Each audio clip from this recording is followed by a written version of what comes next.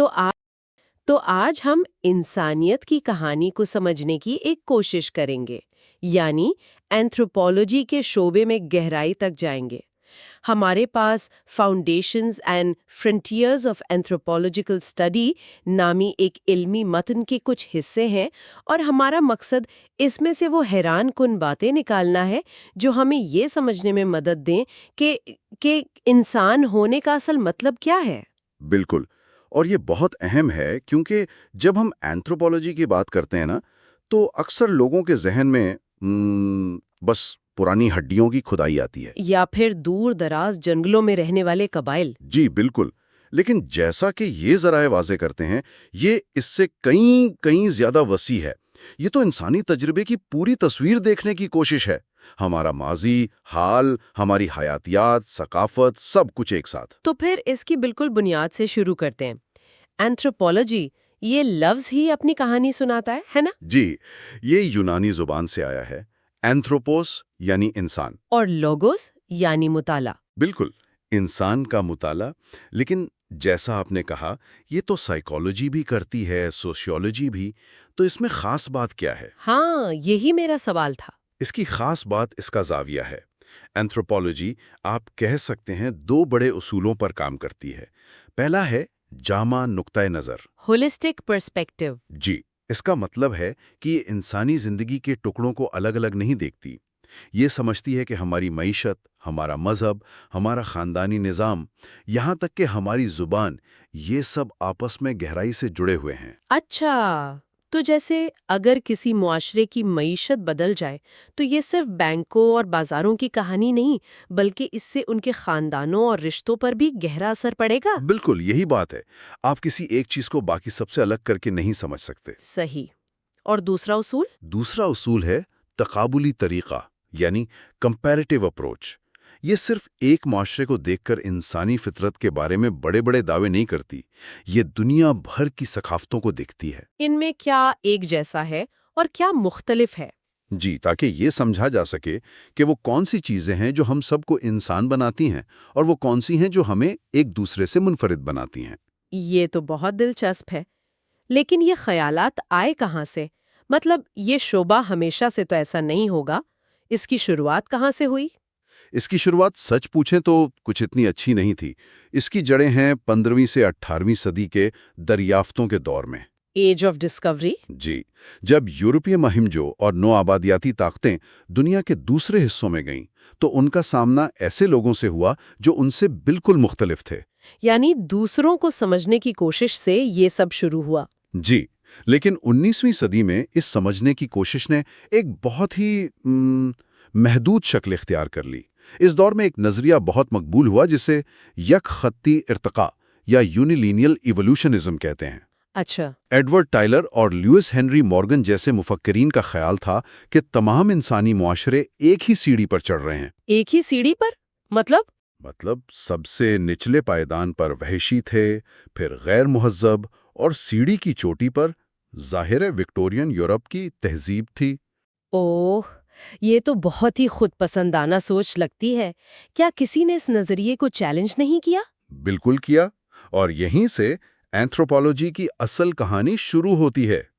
20ویں صدی کے آغاز میں فرانس بوئس نامی ایک شخص نے، جنہیں امریکی اینتھروپولوجی کا بانی مانا جاتا ہے، جی، انہوں نے اس پوری سیڑھی کو ہی گرا دیا۔ انہوں نے کہا کہ کوئی ایک سیدھا راستہ نہیں ہے، ہر ثقافت کی اپنی ایک منفرد تاریخ اور اپنا ایک الگ راستہ ہوتا ہے۔ اسے انہوں نے تاریخی خصوصیت کا نام دیا۔ ہسٹوریکل پرٹیکولرزم، اور اس سے بھی اہم بات، انہوں نے ثقافتی اضافیت یا کلچرل ریلیٹیوزم کا تصور پیش کیا۔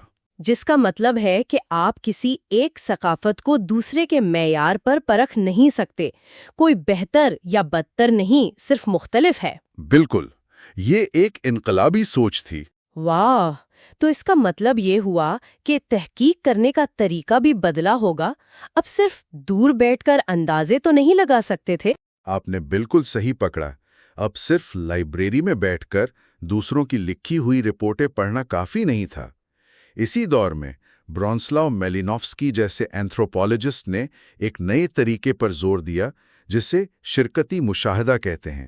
Participant observation. जी, उनका कहना था कि अगर आप किसी सकाफत को वाकई समझना चाहते हैं तो आपको वहां जाकर उन लोगों के साथ रहना होगा, महीनों सालों तक। उनकी जुबान सीखनी होगी, उनके साथ खाना पीना, उनकी खुशी गमी में शरीक होना होगा। ये तो बहुत मुश्किल काम लगता है। लेकिन इसके बगैर आप असल हकीकत तक नहीं पहुंच सकते। और आज ये शोबा कहाँ खड़ा है? क्या अब भी माहिरीन दूर दराज जजीरों पर ही जा रहे हैं? कुछ तो जा रहे हैं, लेकिन अब मैदान बहुत वसी हो गया है। आज के एंथ्रोपोलॉजिस्ट आलमगीरियत का मुताला कर रहे हैं। ग्लोबलाइजेशन का? वो कैसे? कि कैसे इंटरनेट और सफ़र ने सकाफतों को आपस में मिला दिया है। अब तो डिजिटल एंथ्रोपोलॉजी जैसी शाख भी है जो ये देखती है कि हम फेसबुक और ट्विटर पर कैसा बर्ताव करते हैं। वाह, यानी सोशल मीडिया की एंथ्रोपोलॉजी। जी, और उसके अलावा अप्लाइड एंथ्रोपोलॉजी भी है, जहां एंथ्रोपोलॉजिस्ट बड़ी-बड़ी कंपनियों या अस्पतालों के साथ काम करते हैं, हकीकी दुनिया के मसाइल हल करने के लिए। तो इस पूरी गुफ्तगू का मरकज एक लफ्ज़ है, सकाफत। हम ये लफ्ज़ आम जिंदगी में बहुत इस्तेमाल करते हैं, लेकिन जब एक एंथ्रोपोलॉजिस्ट ये लफ्ज़ बोलता है तो उसका क्या मतलब होता है? क्या ये सिर्फ मौसीकी, अदब और फन है? नहीं, बिल्कुल नहीं। ये इससे कहीं ज्यादा गहरी और बुनियादी चीज है। देखिए, सकाफत वो अनदेखा सॉफ्टवेयर है जो हमारे समाजी रवैयों को चलाता है। अच्छा। ये वो उसूलों की किताब है जो लिखी नहीं गई, लेकिन हम सब उसे पढ़ना जानते हैं। ये हमें बताती है कि किसी से बात करते वक्त कितना फासला रखना है, किस चीज को खाना समझना है और किसे पालतू जानवर। सही। तो इसकी कुछ खास खुसूसियात होंगी? जी बिल्कुल, और इसका असल जौहर इन्हीं खुसूसियात में है। सबसे पहली बात तो ये कि सकाफत सीखी जाती है। यह हमारे खून या जीन्स में नहीं होती। अच्छा, तो ये हयातियाती नहीं होती? बिल्कुल नहीं। हम इसे अपने इर्द गिर्द के लोगों से, अपने खानदान से, अपने माशरे से सीखते हैं। और दूसरी बात ये मुश्तरका होती है। ये किसी एक शख्स की ज़ाती मिल्कियत नहीं, बल्कि ये एक पूरे ग्रोह की सोच और रवैयों का मजमुआ है। तीसरी और बहुत दिलचस्प बात ये अलामती होती है। इसकी बुनियाद उन मानों पर है जो हम चीज़ों को देते हैं। मिसाल के तौर पर किसी मुल्क का झंडा वो सिर्फ रंगीन कपड़े का टुकड़ा नहीं होता, वो हुब्बुल वतनी, तारीख और कुर्बानी की अलामत होता है। सही। और ज़राए ये भी बताते हैं कि ये मरबूत होती है, मतलब इसके सारे हिस्से आपस में जुड़े होते हैं। जी, ये एक मशीन की तरह है जिसके सारे पुर्जे मिलकर काम करते हैं। अगर आप मईशत को बदलेंगे तो उसका असर खानदान, सियासत और मजहब पर भी पड़ेगा। और सबसे अहम बात, सकाफत जामिद नहीं होती, ये मुतहर्रिक होती है। जी, ये हमेशा बदलती रहती है, नई चीजें अपनाती है और पुरानी छोड़ती है। ये एक जिंदा चीज की तरह है। तो फिर इस सॉफ्टवेयर का असल काम क्या है? ये हमारी जिंदगी में क्या किरदार अदा करता है? इसके 3 बड़े काम हैं। पहला, ये हमें समाजी जिंदगी गुजारने का एक नक्शा या ब्लूप्रिंट देती है। दूसरा, ये हमारी बुनियादी इंसानी ज़रूरियात जैसे खुराक, तहफ़्फ़ुज़ को पूरा करने के तरीके मुहैया करती है। और तीसरा, ये माशरे में एक नज़्म-ओ-ज़ब्त कायम रखती है ताकि लोग मिलजुल कर रह सकें। इसके बगैर इंसानी माशरा अफरा-तफरी का शिकार हो जाएगा। ये बात तो वाज़ेह हो गई, लेकिन फिर भी एक सवाल जहन में आता है। सोशियोलॉजी भी माशरे का मुतालिया करती है, तारीख माजी को देखती है, तो फिर एंथ्रोपोलॉजी इनसे अलग कैसे है? ये एक बहुत अच्छा सवाल है। इनमें काफी बारीक लेकिन अहम फर्क हैं। सोशियोलॉजी और एंथ्रोपोलॉजी को ही ले लें। रिवायती तौर पर हाँ, एंथ्रोपोलॉजी का दायराकार छोटे पैमाने के गैर मगरबी माशरे रहे हैं और इसका तरीक़ाकार गहराई में जाकर म्यारी तहकीक करना है। क्वालिटेटिव मेथड्स, जैसे किसी गांव में साल गुजारना। बिल्कुल। उसके बरक्स सोशियोलॉजी अक्सर बड़े सनती मगरबी माशरों पर तवज्जो देती है और बड़े पैमाने पर मिक़दारी तहकीक करती है। क्वांटिटेटिव मेथड्स, जैसे हज़ारों लोगों पर मुश्तमिल सर्वे। अच्छा, और तारीख के मुकाबले में इसका क्या फ़र्क है? अगर कोई माहिर आसार कदीमा किसी पुरानी तहजीब की खुदाई कर रहा है, तो ये तारीख से कैसे मुख्तलिफ हुआ? देखिए, तारीख का इन्हिसार ज़्यादातर लिखी हुई दस्तावेज़ात पर होता है, किताबें, खतूत, सरकारी रिकॉर्ड। लेकिन उन माशरों का क्या जिनके पास लिखने का कोई निज़ाम ही नहीं था? सही। इंसानी तारीख का 99% हिस्सा तो तहरीर के बगैर ही गुजरा है। اینتھروپولوجی خاص طور پر اس کی شاخ آرکیولوجی اسی خلا کو پر کرتی ہے۔ یعنی وہ لوگوں کی چھوڑی ہوئی چیزوں سے ان کی کہانی لکھتی ہے؟ جی، اوزاروں، برتنوں، عمارتوں کے کھنڈرات سے۔ یہ عام لوگوں کی تاریخ ہے، بادشاہوں اور جرنیلوں کی نہیں۔ اچھا، تو یہ شعبہ اتنا وسیع ہے کہ اس کو سمجھنے کے لیے بھی حصوں میں تقسیم کیا گیا ہوگا۔ ہمارے ذرائع میں اس کی 4 بڑی شاخوں کا ذکر ہے۔ جی، یہ 4 شاخیں مل کر انسانی تجربے کی مکمل تصویر بناتی ہیں۔ پہلی ہے حیاتیاتی یا جسمانی اینتھروپولوجی۔ Biological anthropology. جی، یہ انسان کو ایک حیاتیاتی مخلوق کے طور پر دیکھتی ہے۔ اس میں ماہرین لاکھوں سال پرانے فاسلز کا مطالعہ کر کے انسانی ارتقاء کی کہانی جوڑتے ہیں۔ اور اسی میں پرائمیٹولوجسٹ بھی آتے ہیں، جو ہمارے قریبی رشتہ داروں یعنی بندروں اور چمپینزیوں کا مطالعہ کرتے ہیں۔ بالکل، تاکہ یہ سمجھ سکیں کہ ہمارے رویوں کی جڑیں کہاں ہیں۔ اور دوسری شاخ تو وہی ہے جس کے بارے میں سب سے زیادہ فلمیں بنتی ہیں، آرکیولوجی۔ بالکل، انڈیانا جونز والی شاخ۔ لیکن یہ صرف خزانے کی تلاش نہیں ہے، یہ ماضی کے معاشروں کی روزمرہ زندگی کو سمجھنے کی کوشش ہے۔ اس میں 2 حصے ہیں۔ ماقبل تاریخ آرکیولوجی ان معاشروں کا مطالعہ کرتی ہے جن کا کوئی تحریری ریکارڈ نہیں ملتا، اور تاریخی آرکیولوجی ان ادوار کو دیکھتی ہے جن کے بارے میں لکھا تو گیا ہے، لیکن آرکیولوجی ہمیں وہ سچ بتا سکتی ہے جو تاریخ کی کتابوں میں نہیں لکھا۔ عام لوگوں کی زندگی کیسی تھی؟ جی، تیسری شاخ ہے لسانی اینتھروپولوجی۔ یہ تو نام سے ہی ظاہر ہے کہ زبان کا مطالعہ ہے۔ جی، لیکن یہ صرف گرامر اور الفاظ کا مطالعہ نہیں، یہ اس بات کا گہرا تجزیہ ہے کہ زبان ہماری سوچ اور ہمارے معاشرے پر کیسے اثر انداز ہوتی ہے۔ اچھا، وہ کیسے؟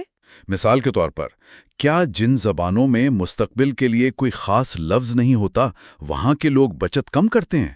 یا یہ کہ مختلف سماجی طبقات یا مرد اور عورتیں ایک ہی زبان کو کس طرح مختلف طریقوں سے استعمال کرتے ہیں؟ اپنی شناخت اور طاقت کا اظہار کرنے کے لیے؟ بالکل، زبان صرف رابطے کا ذریعہ نہیں، یہ حقیقت کی تعمیر کرتی ہے۔ واہ! اور آخر میں چوتھی اور شاید سب سے بڑی شاخ سماجی ثقافتی اینتھروپولوجی۔ جی، یہ وہی شاخ ہے جس نے ثقافت کے تصور کو سب سے زیادہ پروان چڑھایا ہے۔ اس کا بنیادی طریقہ کار ہے ایتھنوگرافی، یعنی کسی ایک ثقافت میں ڈوب کر اس کا گہرا مطالعہ کرنا۔ جی، اور جب ایک محقق کئی ایتھنوگرافیز کا موازنہ کر کے انسانی رویے کے بارے میں کوئی بڑا نمونہ تلاش کرنے کی کوشش کرتا ہے تو اس سے ایتھنولوجی کہتے ہیں۔ یہ شاخ رشتہ داری، مذہب، سیاست، معیشت جیسے موضوعات کو دیکھتی ہے تاکہ یہ سمجھا جا سکے کہ ایک معاشرہ اندر سے کیسے کام کرتا ہے۔ تو آج ہم نے اینتھروپولوجی کے تعارف سے لے کر اس کی تاریخ، ثقافت کے گہرے تصور اور اس کی 4 شاخوں تک کا سفر طے کیا۔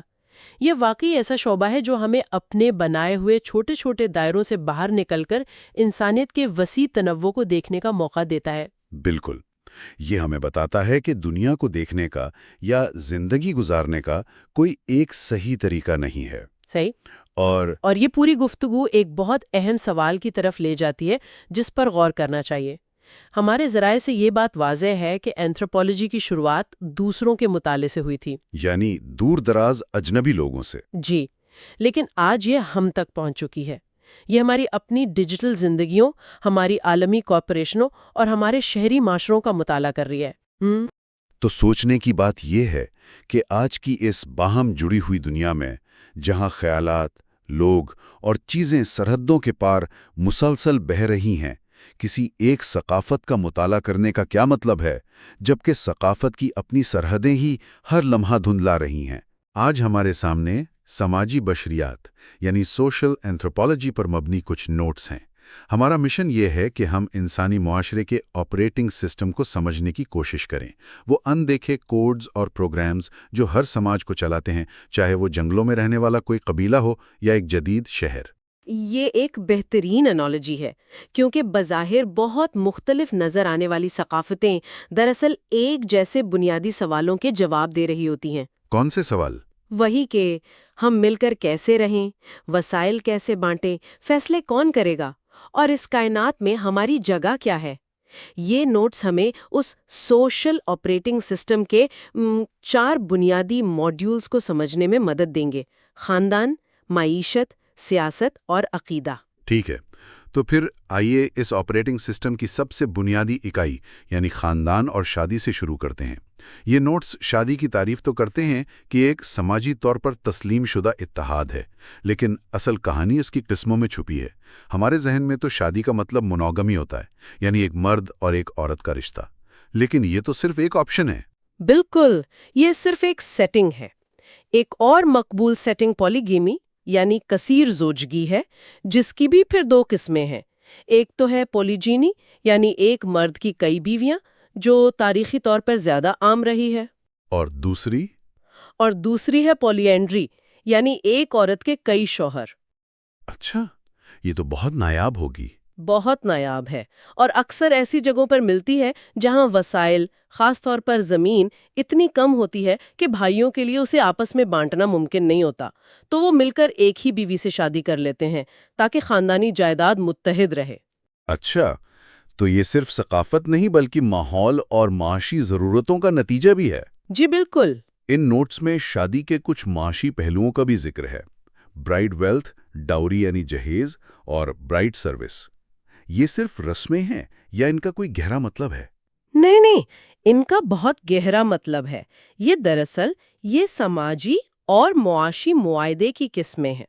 سوچیں، اگر دولہے کا خاندان دلہن کے خاندان کو دولت یعنی برائڈ ویلتھ دے رہا ہے، تو یہ اس بات کا اشارہ ہے کہ دلہن کا خاندان ایک قیمتی فرد کھو رہا ہے، جس کی محنت اور بچے پیدا کرنے کی صلاحیت اب دوسرے خاندان کو منتقل ہو رہی ہے۔ بالکل۔ اور اس کے برعکس جہیز یعنی ڈاوری میں جہاں دلہن کا خاندان دولت دیتا ہے، وہ اکثر اس بات کی علامت ہوتا ہے کہ شاید عورتوں کو معاشی بوجھ سمجھا جاتا ہے یا وراثت میں ان کا حصہ شادی کے وقت ہی دے دیا جاتا ہے۔ واہ، یہ تو لین دین کی سمت سے پورے معاشرے کی سوچ کا پتہ چل رہا ہے۔ لیکن شادی کس سے کرنی ہے اور کس سے نہیں، اس کے بھی تو اصول ہوں گے۔ یہاں ایکزوگیمی اور اینڈوگیمی کا ذکر ہے۔ جی، اور یہ اس آپریٹنگ سسٹم کے سب سے اہم رولز میں سے ہیں۔ ایکزوگیمی کا مطلب ہے اپنے گروپ سے باہر شادی کرنا۔ باہر؟ کیوں؟ یہ ایک طرح سے دوسرے گروہوں کے ساتھ سفارتی اور سیاسی اتحاد بنانے کا طریقہ ہے۔ مطلب، ہم آپ کی بیٹی سے شادی کریں گے، آپ ہماری بیٹی سے، اور اب ہم ایک دوسرے پر حملہ نہیں کریں گے۔ اچھا۔ اور اس کے بالکل الٹ ہے اینڈوگیمی، یعنی اپنے ہی گروپ کے اندر شادی کرنا۔ جیسے اپنی ہی ذات، مذہب یا برادری میں۔ جی، اور اس کا مقصد گروپ کی شناخت، دولت اور آپ کہہ لیں کہ پاکیزگی، اس کو محفوظ رکھنا ہوتا ہے۔ اور شادی کے بعد جوڑا رہے گا کہاں؟ اس کے بھی نمونے ہیں: پیٹری لوکل، میٹری لوکل، نیو لوکل، یہ تو سمجھ میں آتے ہیں۔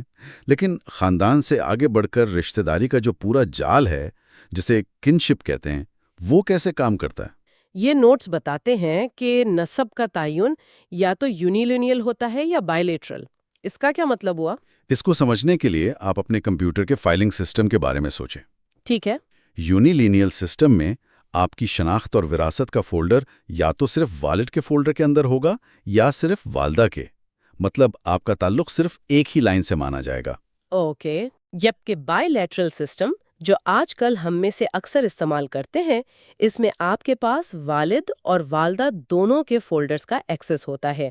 آپ دونوں طرف سے اپنی شناخت اور وراثت حاصل کرتے ہیں۔ یہ زیادہ لچکدار نظام لگتا ہے۔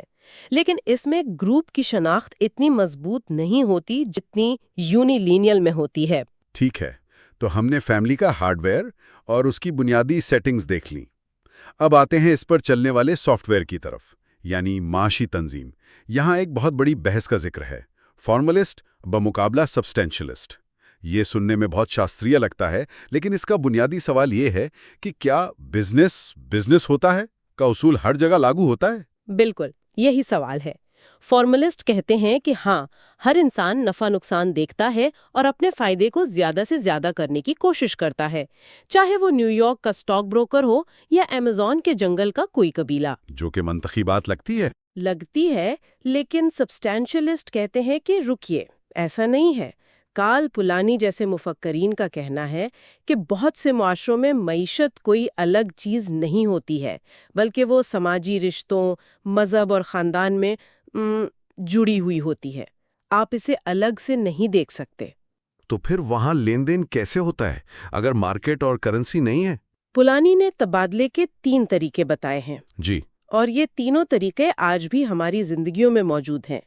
पहला है रेसिप्रोसिटी यानी बाहमी तबादला।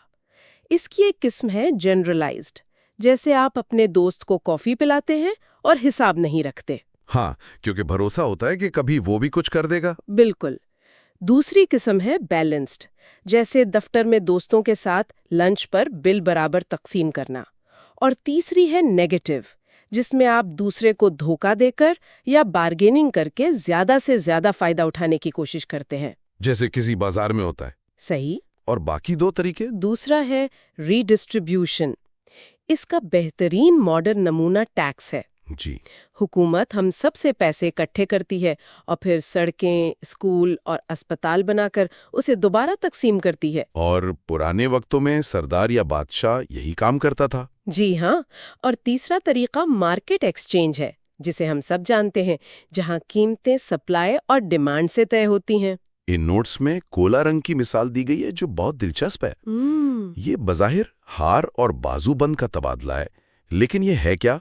ये कौन सी मईशत है? कोला रंग इस बात की शानदार मिसाल है कि मईशत का मकसद हमेशा पैसा कमाना नहीं होता। अच्छा। बहरल काहिल के उन जजीरों में बड़े आदमी की पहचान ये नहीं थी कि उसके पास कितने हार और बाजूबंद है, बल्कि ये थी कि उसने अपनी जिंदगी में कितने हार और बाजूबंद दूसरों को दिए हैं। अच्छा। ये एक ऐसी मईशत है जो सामाजी वकार और ताल्लुकात पर चलती है। यहाँ दौलत जमा करने में नहीं, बल्कि उसे चलाने और तोहफे में देने में इज्जत थी। ये तो जदीद सरमायादाराना निजाम की सोच को बिल्कुल उलट कर देता है। बिल्कुल उलट। यानी आपकी कदर इससे है कि आप कितना देते हैं, ना कि उससे कि आप कितना रखते हैं। अच्छा, तो अगर मईशत वसाइल को मनज़्ज़म करती है, तो उन उसूलों को नाफिज कौन करता है? यहाँ से हम सियासी तंजीम के मॉड्यूल में दाखिल होते हैं।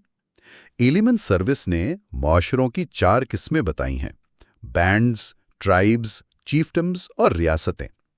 क्या ये एक सीधी लकीर की तरह है कि मुआशरे एक से दूसरे में तरक्की करते हैं? ये एक अच्छा सवाल है। इसे एक सीधी लकीर समझने के बजाय आप इसे पेचीदगी के मुख्तलिफ लेवल्स के तौर पर देख सकती हैं। बैंड सबसे सादा हैं। ये छोटे शिकारी ग्रोह हैं जिनमें कोई मुस्तकिल लीडर नहीं होता, फैसले सब मिलकर करते हैं। ट्राइब्स यानी कबाइल इससे बड़े होते हैं और उनमें बिग मैन जैसा कोई बाअसर शख्स हो सकता है। 1 मिनट, बिग मैन? हाँ, यानी कोई ऐसा शख्स जिसने अपनी काबिलियत से, अपनी सखावत से असर और रसूख कमाया हो, लेकिन उसके पास असल ताकत नहीं होती, सिर्फ असर होता है। तो फिर असल ताकत कहाँ से शुरू होती है? चीफ्टम्स और रियासतों में क्या फर्क है? चीफ्टम्स एक बहुत बड़ा कदम है। यहाँ पहली बार मौरूसी क़यादत आती है, यानी सरदार का ओहदा विरासत में मिलता है। मुआशरे में रैंकिंग होती है। अच्छा। सरदार के पास वसाइल जमा करने और उन्हें दोबारा तकसीम करने का इख्तियार होता है। लेकिन असल गेम चेंजर रियासत यानी स्टेट है। रियासत में एक मरकजी हुकूमत, ब्यूरोक्रेसी, फौज, पुलिस और सबसे अहम बात, ताकत के इस्तेमाल पर मुकम्मल इजारादारी होती है। सिर्फ रियासत ही कानूनी तौर पर ताकत का इस्तेमाल कर सकती है। तो ये रियासतें वजूद में कैसे आईं? क्या लोग एक दिन इकट्ठे हुए और कहा कि चलो एक हुकूमत बनाते हैं?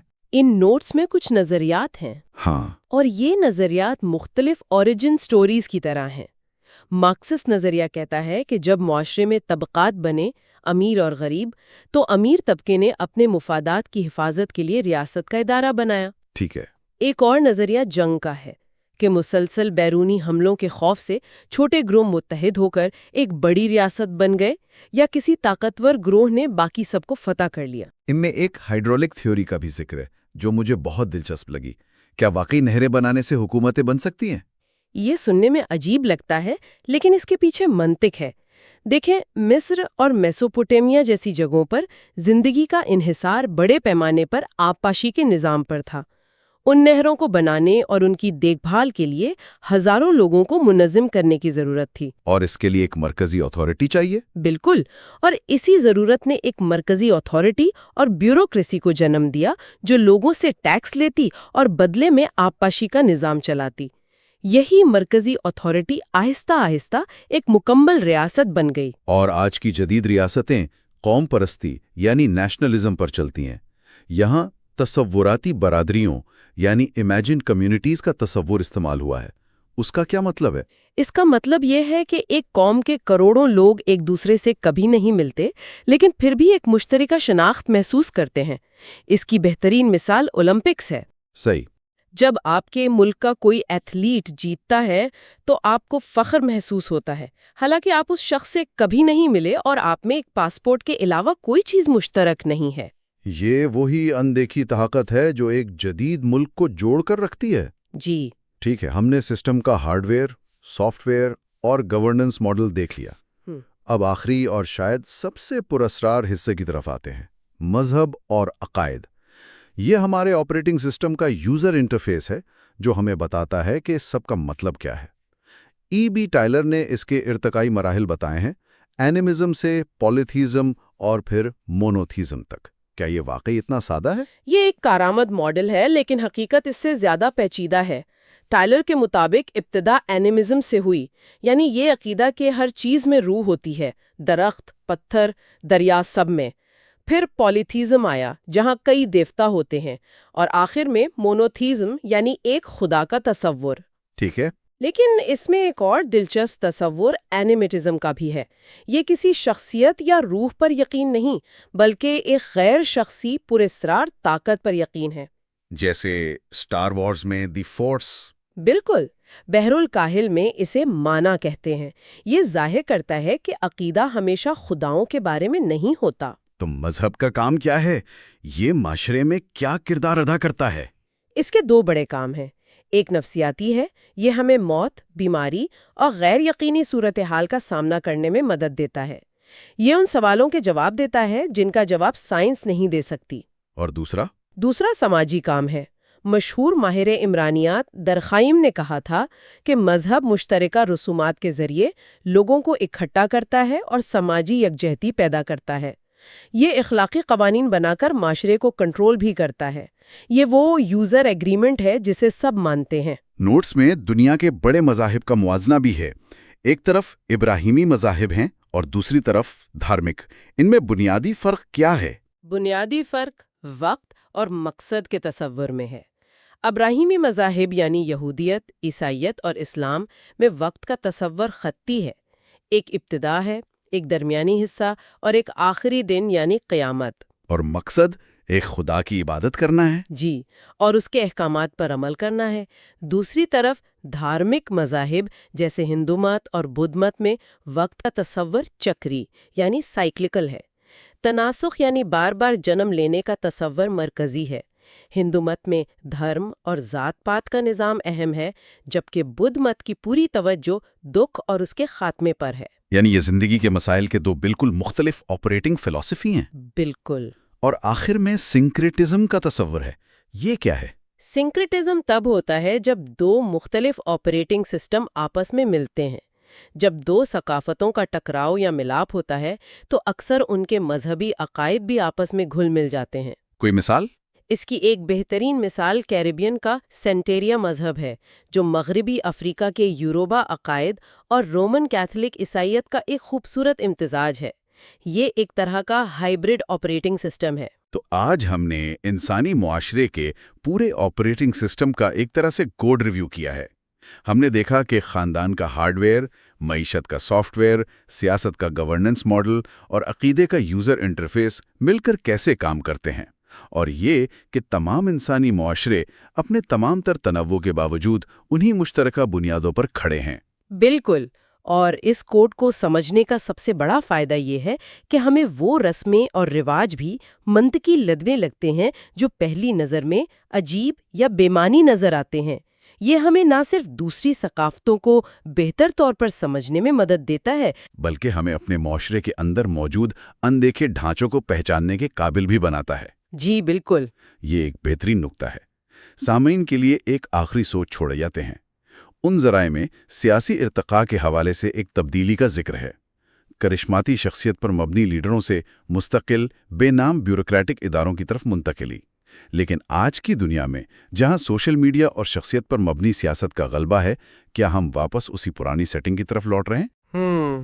کیا ہم مستحکم اداروں پر کرشماتی لیڈروں کو دوبارہ ترجیح دے رہے ہیں اور اگر ایسا ہے تو ریاست کے استحکام کے لیے اس سسٹم رول بیک کے کیا نتائج ہو سکتے ہیں؟ آج ہمارے سامنے جو مواد ہے وہ شہری زندگی یعنی اربن لائف کے بارے میں ہے، اور یہ ایک بہت بنیادی سوال اٹھاتا ہے: کیا شہر انسانیت کی سب سے بڑی کامیابی ہیں یا ہماری سب سے بڑی غلطی؟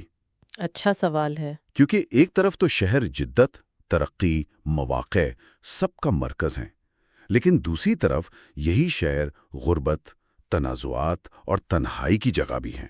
آج ہم شہری بشریات یعنی اربن اینتھروپولوجی کی نظر سے دیکھیں گے کہ شہروں کو بنانے اور بگاڑنے والی یہ پوشیدہ قوتیں آخر ہیں کون سی؟ بالکل، اور اس کو سمجھنے کے لیے ہمیں پہلے شہر سے تھوڑا باہر نکل کر دیکھنا ہوگا، ان بڑے عالمی مسائل کو جو آپ کہہ سکتی ہیں بالآخر شہروں میں آ کر جمع ہو جاتے ہیں۔ ہم عدم مساوات اور عالمی تنازعات جیسے بڑے موضوعات سے شروع کریں گے، اور پھر دیکھیں گے کہ یہ شہر کی گلیوں میں کیسی شکل اختیار کرتے ہیں۔ ٹھیک ہے، تو آئیے سب سے بڑے مسئلے غربت سے شروع کرتے ہیں۔ اس پر ایک بہت پرانی بحث ہے جو آج بھی جاری ہے۔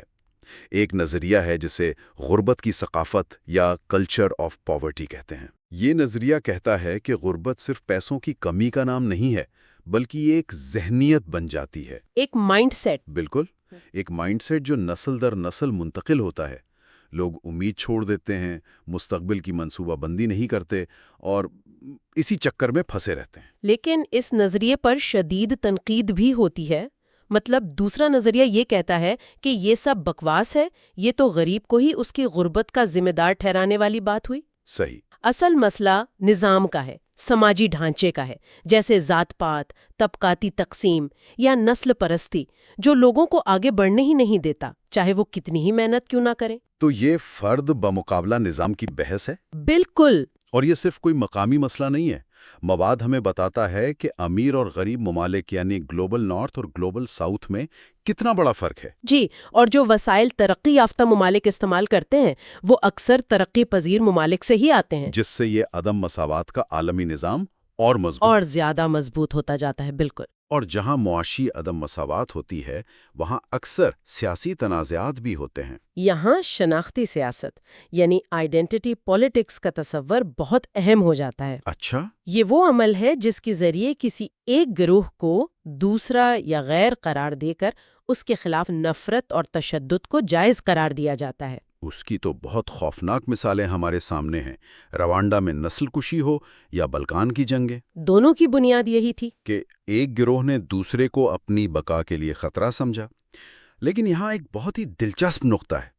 مواد دہشت گردی کو بھی اسی بشریاتی نظر سے دیکھتا ہے۔ ہاں، یہ صرف ایک فوجی مسئلہ نہیں ہے۔ یہ سمجھنے کی کوشش کرتا ہے کہ کوئی شخص انتہا پسندی کی طرف کیوں جاتا ہے اور تشدد کو ایک پیغام دینے کے لیے علامتی طور پر کیسے استعمال کیا جاتا ہے۔ اور اس سے ایک گہرا سوال جڑتا ہے۔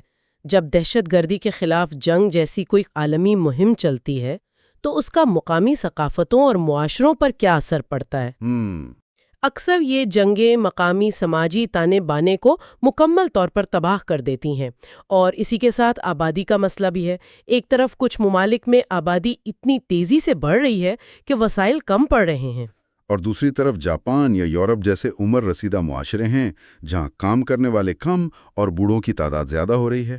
بالکل، یہ دونوں صورتحال ایک بہت بڑا چیلنج ہے نا؟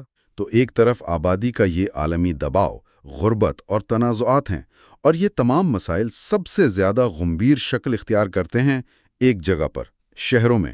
آخر لوگ دیہات اور قصبے چھوڑ کر شہروں کا رخ کرتے کیوں ہیں؟ دیکھیں، اس کی دو بنیادی وجوہات بتائی گئی ہیں جنہیں پش اور پل فیکٹرز کہتے ہیں۔ اچھا۔ پش یعنی دھکیلنے والی وجوہات وہ ہیں جو لوگوں کو اپنا گھر چھوڑنے پر مجبور کرتی ہیں، جیسے گاؤں میں غربت، زمین کی کمی یا کوئی جنگ۔ اور پل یعنی کھینچنے والی وجوہات وہ ہیں جو شہروں کی طرف متوجہ کرتی ہیں، بہتر نوکری، اچھی تعلیم اور ایک آزاد زندگی کا خواب۔ جی۔ اور اس بڑے پیمانے پر ہجرت کا نتیجہ کیا نکلتا ہے؟ میگا سٹیز یعنی کروڑوں کی آبادی والے شہر اور اربن سپرال۔ ہاں، اربن سپرال یہ ایک ایسا تصور ہے جس کا مطلب ہے شہروں کا بے ترتیب افقی پھیلاؤ۔ جہاں شہر منصوبہ بندی کے بغیر کنکریٹ کے جنگل کی طرح ہر طرف پھیلتا چلا جاتا ہے، اسی سے کچی آبادیاں اور غیر قانونی بستیاں جنم لیتی ہیں۔ یہاں دلچسپ بات یہ ہے کہ ان بستیوں کی اپنی ایک متوازی معیشت ہوتی ہے جسے شیڈو ایکانومی کہتے ہیں۔ Shadow economy? جی، یہ وہ تمام کام ہیں جو سرکاری کھاتوں میں درج نہیں ہوتے، ٹیکس نیٹ سے باہر ہوتے ہیں، لیکن لاکھوں لوگوں کا روزگار اسی سے چلتا ہے۔ اچھا، ایک منٹ، لیکن کیا یہ صرف غیر قانونی کام کا ایک نیا نام نہیں ہے، یا اس میں کچھ اور بھی شامل ہے؟ بہت اچھا سوال ہے۔ ایک سطح پر تو یہ غیر قانونی ہی ہے، لیکن دوسری طرف یہ لاکھوں غریب لوگوں کے لیے زندہ رہنے کا واحد ذریعہ ہے۔ یعنی یہ ان کی بقا کی حکمت عملی ہے؟ بالکل، یہ نظام کی ناکامی کا ثبوت بھی ہے اور انسانی ہمت کی مثال بھی۔ اس کے ساتھ زمینی ملکیت کا مسئلہ بھی جوڑا ہے۔ ان بستیوں میں رہنے والے لوگوں کے پاس اکثر اپنی زمین یا گھر کے کاغذات نہیں ہوتے، جس کی وجہ سے ان کے سر پر ہمیشہ بے دخلی کی تلوار لٹکتی رہتی ہے۔ جی، شہر صرف معاشی طور پر پسماندہ لوگوں کو ہی نہیں کھینچتے، بلکہ ہر طرح کے بے گھر اور پسماندہ گروہوں کے لیے ایک پناہ گاہ بھی بن جاتے ہیں۔ بالکل۔ ذرائع میں پناہ گزینوں کی بات کی گئی ہے جو شہروں میں آتے ہیں لیکن شہریت اور حقوق کے بغیر رہتے ہیں۔ اور یورپ کے روما یا سنتھی جیسے خانہ بدوش گروہوں کی بھی مثال دی گئی ہے، جن کی گھومتی پھرتی زندگی شہر کی مستقل رہائشی ساخت سے ٹکراتی ہے۔ بالکل، اور شہر اپنی الگ ثقافتیں اور شناختیں بھی پیدا کرتے ہیں۔ اچھا؟ جی، مواد میں امریکہ کے ینکیز یا شہری نوجوانوں کے بٹس جیسے گروہوں کا ذکر ہے، یہ دکھانے کے لیے کہ شہروں میں ایسی چھوٹی چھوٹی کمیونٹیز بن جاتی ہیں جن کی اپنی زبان، لباس اور طور طریقے ہوتے ہیں، جو صرف اسی شہری ماحول میں ہی سمجھ میں آ سکتے ہیں۔ بالکل۔ اور اگر ہم اسے واپس تنازعات سے جوڑیں تو شہر خود ایک میدان جنگ بن جاتا ہے۔ ہاں، اب جنگیں کھلے میدانوں میں نہیں لڑی جاتی۔ مواد شہری گوریلا جنگ کا ذکر کرتا ہے، جہاں لڑائی گنجان آباد گلیوں، محلوں اور عمارتوں میں ہوتی ہے۔ اس سے شہر کی تباہی بھی زیادہ ہوتی ہے اور عام شہریوں کی جانوں کو خطرہ بھی بڑھ جاتا ہے۔ تو شہر ایک میگنیٹس کی طرح سب کو کھینچتا ہے، لیکن پھر ایک پریشر کوکر کی طرح ان تمام تناؤ کو ایک جگہ جمع بھی کر دیتا ہے۔ اور اس سے معاشرے کی پوری ساخت ہی بدل جاتی ہے۔ ٹھیک ہے، تو اس کا معاشرتی ڈھانچے پر کیا اثر پڑا؟ مواد ہمیں ایک بہت بڑی تاریخی تبدیلی کی طرف لے جاتا ہے، جاگیرداری سے صنعتی دور کی طرف منتقلی۔ یہ کوئی چھوٹی موٹی تبدیلی نہیں تھی، اس نے معاشرے کی پوری بنیاد ہلا کر رکھ دی۔ طاقت زمینداروں اور نوابوں کے ہاتھ سے نکل کر فیکٹری کے مالکوں اور سرمایہ داروں کے پاس آ گئی۔ بالکل، یہ بنیادی طور پر پیداوار کے طریقہ کار میں ایک انقلابی تبدیلی تھی۔ پر مبنی مزدور بن گئے۔ اب وہ اپنی محنت فیکٹری مالک کو بیچتے تھے اور اس کے بدلے تنخواہ لیتے تھے۔ اس نے انسان اور اس کے کام کے رشتے کو ہمیشہ کے لیے بدل دیا۔ اور اتنی بڑی آبادی کو ایک جگہ کنٹرول کرنے کے لیے نئے ادارے بھی چاہیے تھے۔ اسی دور میں جدید اسپتال، جیلیں اور اسکول بنائے گئے۔ بظاہر تو یہ فلاحی ادارے لگتے ہیں، لیکن مواد کہتا ہے کہ ان کا ایک مقصد معاشرے کو منظم اور کنٹرول کرنا بھی تھا، تاکہ ایک خاص قسم کا شہری پیدا کیا جا سکے جو فیکٹری کے اصولوں پر چل سکے۔ اور جب بھی صنعتی معاشرے اور طبقاتی تقسیم کی بات ہوتی ہے تو ایک نام ضرور آتا ہے، کارل مارکس۔ جی، ذرائع اس کے تصادم کے نظریے یعنی کنفلکٹ تھیوری کا حوالہ دیتے ہیں، جس کا بنیادی خیال یہ ہے کہ معاشرہ ہمیشہ دو طبقوں کی کشمکش میں رہتا ہے، بورژوازی یعنی وہ طبقہ جس کے پاس سرمایہ کی ملکیت ہے، اور پرولوتاریا یعنی مزدور طبقہ، جس کے پاس بیچنے کے لیے اپنی محنت کے سوا کچھ نہیں۔ جی یہ نظریہ سننے میں تو بہت طاقتور لگتا ہے، لیکن کیا آج کی دنیا میں جہاں گگ اکانومی ہے اور ہر کوئی اپنا باس بننا چاہتا ہے، یہ برجوازی اور پرولتاریہ کی تقسیم اتنی ہی واضح ہے جتنی مارکس کے دور میں تھی؟ یہ ایک بہت اہم نکتہ ہے۔ یقیناً آج کا معاشرہ زیادہ پیچیدہ ہے، لیکن مارکس کا ایک تصور ہے جو شاید آج پہلے سے بھی زیادہ متعلقہ ہے۔ وہ کیا ہے؟ وہ ہے بیگانگی یا ایلینیشن۔ اور یہاں سب سے حیران کن بات یہ ہے کہ مارکس نے 150 سال پہلے فیکٹری مزدوروں کے بارے میں جو بات کہی تھی، وہ آج کے دور میں اے آئی اور آٹومیشن پر بالکل فٹ بیٹھتی ہے۔ وہ کیسے؟ ذرا اس کی وضاحت کریں۔ مارکس نے کہا تھا کہ فیکٹری کا کام اتنا زیادہ بار بار دہرایا جانے والا اور بے معنی ہوتا ہے کہ مزدور اپنے کام سے ہی بیگانہ ہو جاتا ہے۔ وہ جو چیز بنا رہا ہے اس پر اس کا کوئی اختیار نہیں، وہ صرف ایک مشین کا پرزہ بن کر رہ جاتا ہے، اس سے اس کا تخلیقی جوہر مر جاتا ہے۔ اچھا، اب ذرا سوچیں، کیا آج کا دفتر میں کام کرنے والا ملازم جو سارا دن ایکسل شیٹ اور ای میلز میں کھویا رہتا ہے، اسی طرح اپنے کام کے بڑے مقصد سے بیگانہ نہیں ہو گیا ہے؟ بالکل، مواد اسے جدید آٹومیشن سے جوڑتا ہے۔ جی، جب مشینیں اور اے آئی انسانی کام کی جگہ لے رہے ہیں تو ہم ایک بار پھر یہ سوال پوچھنے پر مجبور ہو گئے ہیں کہ انسانی محنت کی اصل قدر کیا ہے؟ واہ، یہ واقعی گہرا تعلق ہے۔ تو شہر پیچیدہ ہیں، مسائل سے بھرے ہیں اور معاشی تبدیلیوں کی وجہ سے مسلسل بدل رہے ہیں۔ تو سوال یہ ہے کہ ہم انہیں منظم کیسے کریں؟ یہ تو ایک بہت بڑا چیلنج لگتا ہے۔ بالکل، اور مواد کہتا ہے کہ اس کا کوئی آسان حل نہیں ہے۔ یہ نہیں ہو سکتا کہ آپ صرف سڑکیں بنا دیں یا صرف قانون سخت کر دیں۔ یہ ایک ہمہ جہت مسئلہ ہے۔ جی، اس کے انتظام کے کئی پہلو ہیں۔ پہلا تو ہے ماحولیاتی انتظام، شہروں میں صفائی، آلودگی اور اربن ہیٹ آئلینڈز یعنی شہروں کا دیہاتی علاقوں سے زیادہ گرم ہو جانا جیسے مسائل سے نمٹنا۔ اس کے لیے سرسبز جگہیں یعنی پارک بنانا بہت ضروری ہے۔ پھر آبادی کا مسئلہ ہے۔ ایک تصور ہے سپر ڈائیورسٹی کا۔ Super diversity? اس کا سیدھا سادہ مطلب یہ ہے کہ آج کے شہر صرف مختلف نسلوں کا مجموعہ نہیں ہے، بلکہ یہاں ایک ہی گلی میں درجنوں زبانیں بولنے والے، مختلف ممالک سے آئے ہوئے، الگ الگ قانونی حیثیت رکھنے والے لوگ رہتے ہیں۔ کراچی یا لاہور کے کسی مصروف بازار کا تصور کریں، آپ کو یہ سپر ڈائیورسٹی اپنی آنکھوں سے نظر آئے گی۔ بالکل، ان تمام لوگوں کو ایک ساتھ رکھنا اور سب کے حقوق کا خیال رکھنا ایک بہت بڑا انتظامی چیلنج ہے۔ اور ان تمام بیرونی چیلنجز کے ساتھ ایک اندرونی نفسیاتی چیلنج بھی ہے۔ جی، اچھا، ایک منٹ رکیں۔ یہاں ایک ایسا آئیڈیا ہے جس نے مجھے واقعی سوچنے پر مجبور کر دیا۔ جارج سمل نامی ایک ماہر عمرانیات نے 100 سال سے بھی پہلے شہر کی نفسیات پر بات کی تھی، اور اس کا نظریہ شہر کی ذہنی زندگی آج بھی بالکل سچ لگتا ہے۔ یہ ایک شاندار تصور ہے۔ سمل کہتا ہے کہ شہر میں ہر طرف سے اتنی زیادہ معلومات، آوازیں اور چہرے ہم پر بمباری کرتے ہیں کہ ہمارا دماغ خود کو بچانے کے لیے ایک شیل یا خول بنا لیتا ہے۔ ہم لا تعلق ہو جاتے ہیں۔ بالکل، اپنے آس پاس کے لوگوں کو نظر انداز کرنا سیکھ جاتے ہیں تاکہ پاگل نہ ہو جائیں۔ یہ بالکل ویسا ہی ہے جیسے جب آپ پہلی بار کسی بڑے شہر کی بس میں سفر کرتے ہیں۔ آپ سینکڑوں لوگوں کے بیچ میں ہوتے ہیں لیکن پھر بھی بالکل اکیلے ہوتے ہیں۔ اور اسی گمنامی میں ایک عجیب آزادی بھی ہے اور ایک گہری تنہائی بھی۔ ہاں، آپ کچھ بھی کر سکتے ہیں کیونکہ کوئی آپ کو نہیں جانتا، لیکن ساتھ ہی آپ کو یہ احساس بھی ہوتا ہے کہ اگر آپ کو کچھ ہو گیا تو شاید کسی کو پرواہ بھی نہ ہو۔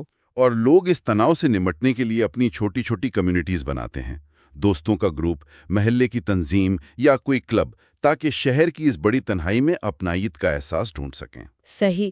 اور آخر میں انتظام کا سیاسی اور معاشی پہلو بھی ہے۔ یہاں شہر پر حق یعنی رائٹ ٹو دا سٹی کی جدوجہد کا ذکر ہے۔ یہ ایک انقلابی خیال ہے، رائٹ ٹو دا سٹی۔ جی، کہ شہر کی ترقی کے فیصلے صرف ماہرین، بیوروکریٹس یا سرمایہ داروں کو نہیں کرنے چاہیے۔ تو اس کا سیدھا مطلب یہ ہے کہ شہر کی سڑکیں، پارک اور فیصلے صرف امیروں یا منصوبہ سازوں کے لیے نہیں ہونے چاہیے، بلکہ اس پر ایک غریب خوانچہ فروش کا بھی اتنا ہی حق ہے جتنا ایک بڑے بلڈر کا۔ بالکل یہی، کہ تمام شہریوں، خاص طور پر غریب اور پسماندہ طبقوں کو اپنے شہر کی تشکیل میں برابر کی آواز ملنی چاہیے۔ اور یہ ہمیں واپس غربت کے مسئلے پر لے آتا ہے۔ اس کا حل کیا ہے؟ مواد کہتا ہے کہ حل اوپر سے تھوپے نہیں جا سکتے۔ مائکرو فنانس، سماجی تحفظ کے نظام اور کمیونٹی کی زیر قیادت ترقی جیسے طریقے زیادہ کارآمد ہیں۔ جہاں مقامی لوگ خود اپنے مسائل کے حل تلاش کرتے ہیں۔ بالکل۔ تو اس تمام گہری گفتگو کے بعد ہم واپس اپنے شروع کے سوال پر آتے ہیں۔ شہر جو ان تمام عالمی قوتوں، معاشی تبدیلیوں اور انسانی جدوجہد کا مرکز ہیں، آخر ہیں کیا؟ یہ واضح ہے کہ یہ صرف اینٹ اور گارے کا مجموعہ نہیں ہے۔ نہیں، بالکل نہیں۔ یہ ایک زندہ، دھڑکتا ہوا نظام ہے۔ یہ ذرائع شہر کی ایک ایسی تصویر پیش کرتے ہیں جہاں بے پناہ موقع بھی ہیں اور شدید چیلنجز بھی۔ یہ ایک ایسی جگہ ہے جہاں عدم مساوات سب سے زیادہ واضح نظر آتی ہے، جہاں امیر اور غریب کی دنیاؤں میں صرف چند گلیوں کا فاصلہ ہو سکتا ہے۔ صحیح۔ لیکن ساتھ ہی یہ وہ جگہ بھی ہے جہاں مختلف پس منظر کے لوگ مل کر کمیونٹی اور شناخت کی نئی شکلیں تخلیق کرتے ہیں جو کہیں اور ممکن نہیں۔ اور یہ ہمیں غور و فکر کے لیے ایک آخری خیال دیتا ہے جو مواد میں براہ راست تو نہیں کہا گیا، لیکن اس پوری بحث سے یہی نتیجہ نکلتا ہے۔ جی، اگر شہر واقعی انسانی معاشرے کی بہترین اور بدترین دونوں چیزوں کو ایک جگہ جمع کرتے ہیں تو شہری ڈیزائن یا پالیسی میں وہ کون سی ایک تبدیلی ہو سکتی ہے جو انسانی فلاح و بہبود پر سب سے زیادہ مثبت اثر ڈالے؟ اچھا سوال ہے۔ کیا یہ سب کے لیے محفوظ اور سستی رہائش فراہم کرنا ہے؟ کیا یہ سرسبز جگہیں بڑھانے کے بارے میں ہے یا پھر ایک قابل رسائی پبلک ٹرانسپورٹ کا نظام؟ یہ ایک ایسا سوال ہے جس کا جواب ہم سب کو مل کر اپنے اپنے شہروں میں تلاش کرنا ہے۔ خوش آمدید۔ آج ہمارے سامنے بشریات یعنی اینتھروپولوجی کے کچھ بہت ہی دلچسپ نوٹس ہیں جن کا عنوان ہے سماجی ساخت اور ثقافتی ارتقاء کی حرکیات۔ جی، اور آج کا ہمارا مشن ان گہری قوتوں کو سمجھنا ہے جو ہمارے معاشروں کو مسلسل بدلتی رہتی ہیں۔ بالکل۔ ہم یہ جاننے کی کوشش کریں گے کہ کیوں کچھ معاشرے اتنی تیزی سے بدل جاتے ہیں اور کچھ تبدیلی کے خلاف مزاحمت کرتے ہیں، اور اس سب کے بیچ ہم اور وہ کی لکیریں کیسے کھینچتے ہیں، یعنی اپنی شناخت کیسے بناتے ہیں۔ اور یہ سوال بہت اہم ہے کیونکہ یہی شناختیں آگے چل کر سماجی درجہ بندی، عدم مساوات اور بعض اوقات تنازعات کی بنیاد بھی بنتی ہیں۔ اچھا، تو آج ہم صرف نظریات پر بات نہیں کریں گے بلکہ یہ بھی دیکھیں گے کہ ان کے حقیقی زندگی میں اصل دنیا میں کیا اثرات ہوتے ہیں۔ ٹھیک ہے، تو آئیے اس کی گہرائی میں اترتے ہیں۔ نوٹس کا آغاز ایک بہت بنیادی سوال سے ہوتا ہے، اور وہ یہ کہ سماجی تبدیلی اور ثقافتی تبدیلی میں کیا فرق ہے؟ مطلب سننے میں تو یہ تقریباً ایک ہی چیز لگتی ہیں۔ جی، یہ ایک بہت عام الجھن ہے۔ ان میں فرق ہے لیکن یہ ایک دوسرے سے گہرے طور پر جڑے ہوئے ہیں۔ اچھا، نوٹس کے مطابق سماجی تبدیلی کا تعلق ہے معاشرے کے ڈھانچے سے، آپ کہہ لیں اس کی ہارڈ وائرنگ سے۔ Hard wiring? جیسے خاندان کا نظام کیسے کام کرتا ہے، حکومت کیسی ہے، یا معاشی ادارے کیسے بنے ہیں۔ جب ان چیزوں میں تبدیلی آتی ہے نا تو ہم اسے سماجی تبدیلی کہتے ہیں۔ اور ثقافتی تبدیلی؟ ثقافتی تبدیلی سے کہیں زیادہ وسیع ہے، وہ معاشرے کے سافٹ ویئر کی طرح ہے۔ اس میں ہمارے عقائد، ہماری اقدار، فن، زبان، اخلاقیات اور سب سے اہم ہماری ٹیکنالوجی شامل ہے۔ ٹیکنالوجی؟ جیسے انٹرنیٹ کی ایجاد۔ بالکل، انٹرنیٹ کی ایجاد ایک بہت بڑی ثقافتی تبدیلی تھی۔ اس نے ہمارے علم تک رسائی، بات چیت کرنے کے طریقے، سب کچھ بدل دیا۔ تو کیا یہ کہنا ٹھیک ہوگا کہ ہر سماجی تبدیلی وہ ثقافتی تبدیلی کا حصہ ہے، لیکن ہر ثقافتی تبدیلی سماجی تبدیلی نہیں ہوتی؟ آپ نے بالکل صحیح نقطہ پکڑا ہے۔ جیسے انٹرنیٹ نے پہلے ثقافت بدلی اور پھر اس ثقافتی تبدیلی نے ورک فرام ہوم جیسے ایک نئے سماجی ڈھانچے کو جنم دیا۔ بہترین! یہ ایک زنجیر کی طرح کام کرتا ہے۔ ایک ثقافتی جدت آتی ہے اور وہ سماجی ڈھانچے کو بدلنے پر مجبور کر دیتی ہے۔ نوٹس بتاتے ہیں کہ یہ تبدیلیاں دو طریقوں سے آتی ہیں۔ ایک تو انڈوجنس ہے، یعنی جو معاشرے کے اندر سے آتی ہیں، نئی ایجادات، نئے خیالات، اس طرح۔ جی بالکل۔ اور دوسری ہے ایگزوجنس، یعنی جو باہر سے آتی ہیں، اور یہاں معاملہ واقعی دلچسپ ہو جاتا ہے۔ صحیح۔ نوٹس میں 3 بڑی بیرونی قوتوں کا ذکر ہے۔ ایک ہے ڈیفیوژن، دوسرا ایکلچریشن، جی، اور تیسرا گلوبلائزیشن۔ اچھا، ڈیفیوژن تو شاید سب سے عام ہے، مطلب ثقافت کی کوئی چیز، کوئی خیال، فیشن یا کھانا ایک معاشرے سے دوسرے میں پھیل جائے۔ جی، تو یہ ایسا ہے جیسے پیزا کسی ایک ملک کی ڈش تھی اور اب پوری دنیا میں پھیل گئی ہے، اور ہر جگہ لوگ اسے اپنے ذائقے کے مطابق تھوڑا بہت بدل بھی لیتے ہیں۔ یہ ڈیفیوژن ہے۔ یہ بہترین مثال ہے۔ اور ایکلچریشن اس سے ایک قدم آگے ہے۔ یہ تب ہوتا ہے جب 2 مختلف ثقافتیں طویل عرصے تک ایک دوسرے کے ساتھ براہ راست رابطے میں رہتی ہیں۔ اچھا، اس میں دونوں ایک دوسرے سے چیزیں اپناتے ہیں، لیکن عام طور پر جو گروہ زیادہ طاقتور ہوتا ہے اس کا اثر زیادہ گہرا ہوتا ہے۔ اور گلوبلائزیشن تو وہ تو ان دونوں کا ایک بہت بڑا، بہت ہی تیز رفتار ورژن لگتا ہے۔ بالکل، پوری دنیا میں خیالات، پیسہ، لوگ اتنی تیزی سے حرکت کر رہے ہیں کہ سرحدیں جیسے بے معنی ہوتی جا رہی ہیں۔ ہاں، لیکن یہ تبدیلی ہمیشہ اتنی آسان تو نہیں ہوتی ہوگی، راستے میں رکاوٹیں بھی آتی ہوں گی۔ ہمیشہ تبدیلی کبھی بھی سیدھی لکیر میں نہیں ہوتی۔ نوٹس میں ان رکاوٹوں کو بڑی خوبصورتی سے بیان کیا گیا ہے۔ مجھے سب سے دلچسپ ثقافتی پسماندگی یعنی کلچرل لیگ کا تصور لگا۔ یعنی ہماری ٹیکنالوجی تو تیزی سے آگے بڑھ جاتی ہے، لیکن ہماری اقدار، ہمارے قوانین، سماجی آداب وہ پیچھے رہ جاتے ہیں۔ بالکل، اور ہم یہ کلچرل لیگ آج ہر جگہ دیکھ رہے ہیں۔ سوشل میڈیا کی مثال لے لیں۔ سے متعلق قوانین اور اس کے ذہنی صحت پر اثرات پر بحث ابھی تک جاری ہے۔ ہم ٹیکنالوجی کو اپنانے میں بہت تیز ہیں، لیکن اس کے سماجی نتائج کو سمجھنے میں بہت سست۔ اس کے علاوہ نوٹس میں ایتھنو سینٹرزم کا بھی ذکر ہے، یعنی یہ سمجھنا کہ ہمارا اپنا طریقہ ہی سب سے بہتر ہے۔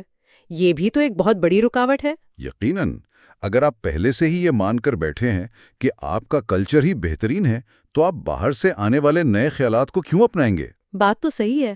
اس کے ساتھ نفسیاتی رکاوٹیں بھی ہیں، نامعلوم کا خوف، سٹیٹس کو یا موجودہ صورتحال کو برقرار رکھنے کی خواہش، اور پھر سب سے بڑی رکاوٹیں وہ ہوتی ہیں سیاسی اور سماجی۔ مذہبی؟ سیاسی رکاوٹوں سے مراد حکمران طبقے کے مفادات، کہ کہیں تبدیلی سے ان کی طاقت کو خطرہ نہ ہو جائے۔ جی ہاں، اور سماجی مذہبی رکاوٹیں تب پیدا ہوتی ہیں جب کوئی نئی چیز جیسے کوئی سائنسی نظریہ یا نئی ٹیکنالوجی معاشرے کے گہرے مذہبی عقائد سے ٹکراتی ہے۔ ہم نے یہ ویکسین کے معاملے میں دیکھا ہے۔ بالکل، یا بعض اوقات زراعت کے نئے طریقوں کی مخالفت میں بھی یہ نظر آتا ہے۔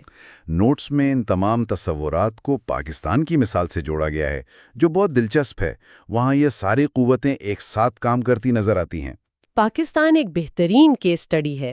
ایک طرف آپ کو اربنائزیشن نظر آتی ہے، لوگ دیہاتوں سے کراچی اور لاہور جیسے بڑے شہروں کی طرف تیزی سے منتقل ہو رہے ہیں۔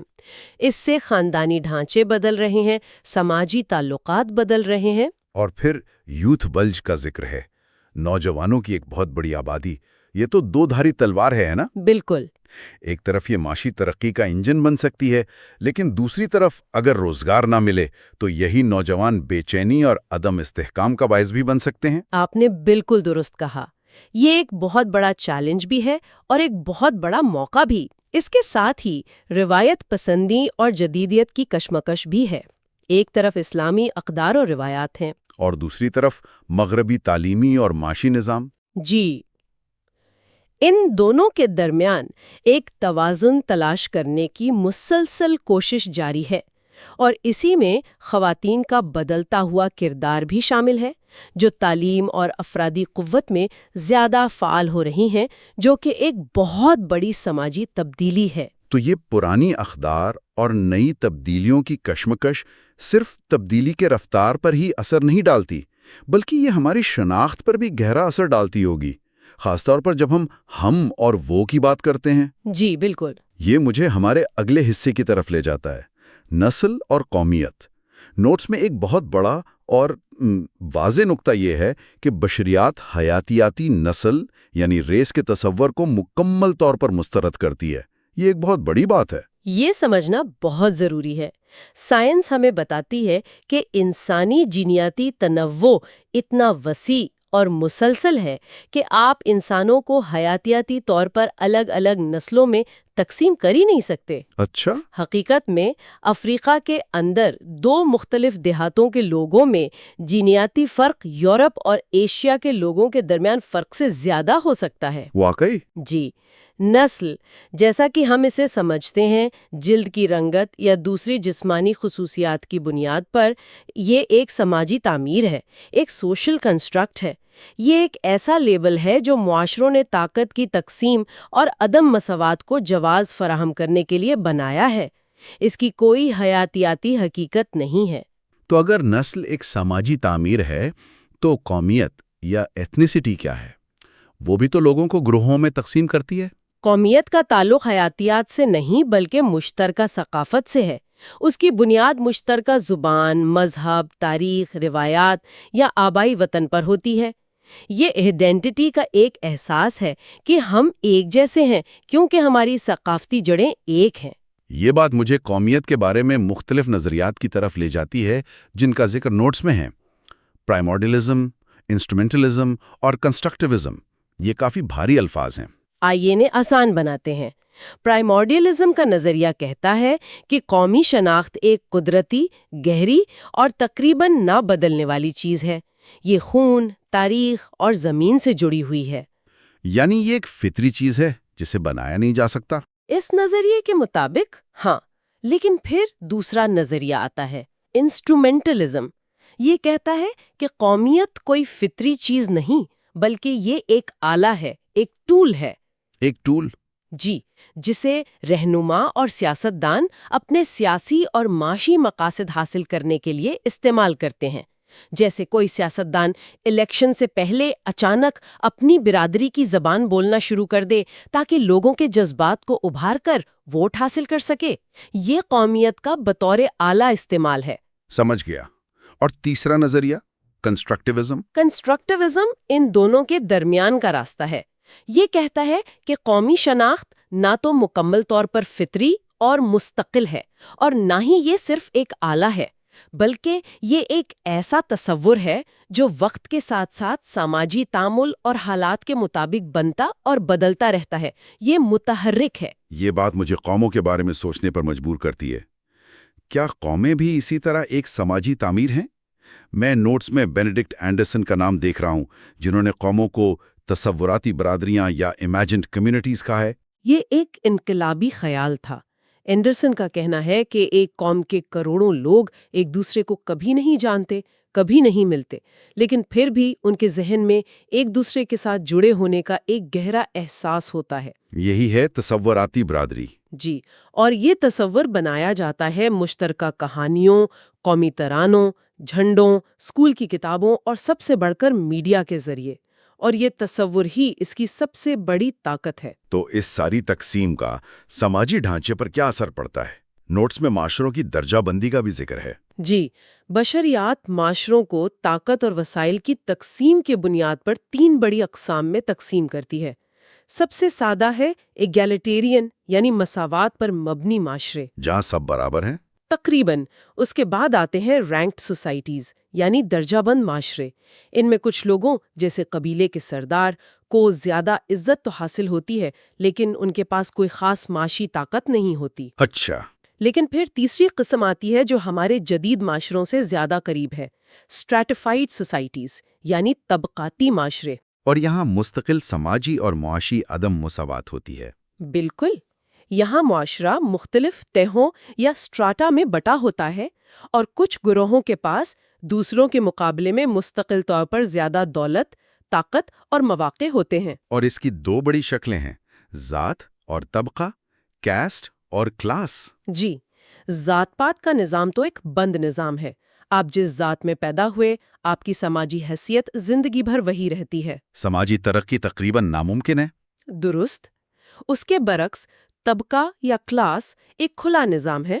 اس میں آپ کی سماجی حیثیت آپ کی دولت، تعلیم اور پیشے پر منحصر ہوتی ہے۔ یہاں سماجی ترقی ممکن تو ہے، لیکن اکثر بہت مشکل ہوتی ہے۔ تو جب یہ مختلف گروہ، چاہے وہ قومیتی ہوں یا طبقاتی، ایک ساتھ رہتے ہیں اور ان کے درمیان وسائل کی غیر مساوی تقسیم ہوتی ہے تو کیا ہوتا ہے؟ یہیں سے تنازعات جنم لیتے ہوں گے۔ بالکل۔ جب ایک گروہ یہ محسوس کرتا ہے کہ اسے منظم طریقے سے تعلیم، روزگار یا سیاسی نمائندگی سے محروم کیا جا رہا ہے، یا جب اس کی ثقافتی شناخت کو خطرہ ہوتا ہے، تو تناؤ پیدا ہوتا ہے۔ یہی قومیتی تنازعات کی بنیادی وجوہات ہیں۔ تو اس تناؤ کے نتائج کیا نکلتے ہیں؟ معاشرہ اس سے کیسے نمٹتا ہے؟ اس کے کئی ممکنہ نتائج ہیں۔ ایک ہے اسیمیلیشن یا انجذاب۔ اسے آپ میلٹنگ پاٹ سمجھ سکتے ہیں، جہاں تمام ثقافتیں پگھل کر ایک غالب ثقافت کا حصہ بن جاتی ہیں اور اپنی انفرادیت کھو دیتی ہیں۔ جی، اور یہ اکثر اقلیتی گروہوں کے لیے ایک تکلیف دہ عمل ہوتا ہے۔ اور اس کا متبادل کیا ہے؟ متبادل ہے پلورلزم یا کثرتیت، جسے آج کل ملٹی کلچرلزم بھی کہا جاتا ہے۔ یہ ایک سیلڈ بول کی طرح ہے، جہاں تمام اجزاء ایک ساتھ تو ہیں، لیکن ہر ایک کی اپنی شناخت برقرار رہتی ہے۔ یہاں ریاست تمام ثقافتوں کو تسلیم کرتی ہے اور ان کے حقوق کا تحفظ کرتی ہے۔ یہ تو ایک مثالی صورتحال ہے۔ جی، یہ ایک مثالی صورتحال ہے۔ اور اگر یہ حاصل نہ ہو، بدترین صورتحال کیا ہے؟ یہاں ہمیں بہت احتیاط سے بات کرنی ہوگی، کیونکہ یہ تاریخ کے سب سے تاریک ابواب ہیں۔ جب تنازعات بہت بڑھ جاتے ہیں تو یہ انتہائی افسوسناک شکلیں اختیار کر سکتا ہے۔ ایک ہے ایتھنک کلینزنگ یا نسلی صفائی، جس میں ایک گروہ کو طاقت کے ذریعے ایک علاقے سے بے دخل کر دیا جاتا ہے۔ اور اس کی سب سے بھیانک شکل جینوسائیڈ یا نسل کشی ہے، جس کا مقصد کسی مخصوص گروہ کو منظم طریقے سے مکمل طور پر یا جزوی طور پر تباہ کرنا ہوتا ہے۔ یہ ہمیں یاد دلاتا ہے کہ یہ سماجی تقسیم اور ہم بمقابلہ وہ کی سیاست کتنی خطرناک ہو سکتی ہے۔ یہ واقعی ایک سنجیدہ یاد دہانی ہے کہ یہ تصورات صرف علمی بحث نہیں ہے، بلکہ ان کے حقیقی، انسانی اور اکثر بہت تکلیف دہ نتائج ہوتے ہیں۔ آج کی اس گفتگو کا خلاصہ یہ ہے کہ سماجی تبدیلی ایک مسلسل اور پیچیدہ عمل ہے، جس کے اندرونی اور بیرونی محرکات بھی ہیں اور راستے میں رکاوٹیں بھی۔ ہم نے یہ بھی دیکھا کہ نسل جیسے تصورات، جنہیں ہم اکثر فطری سمجھتے ہیں، دراصل سماجی طور پر بنائے جاتے ہیں۔ ان کی کوئی حیاتیاتی بنیاد نہیں ہوتی۔ بالکل، اور یہ کہ قومی شناخت اور سماجی درجہ بندی کے نظام کیسے قائم ہوتے ہیں۔ سب سے اہم نقطہ یہ ہے کہ یہ ڈھانچے اگر جب بہت طاقتور محسوس ہوتے ہیں، لیکن یہ پتھر پر لکیر نہیں ہے، یہ متحرک ہے اور وقت کے ساتھ بدل سکتے ہیں۔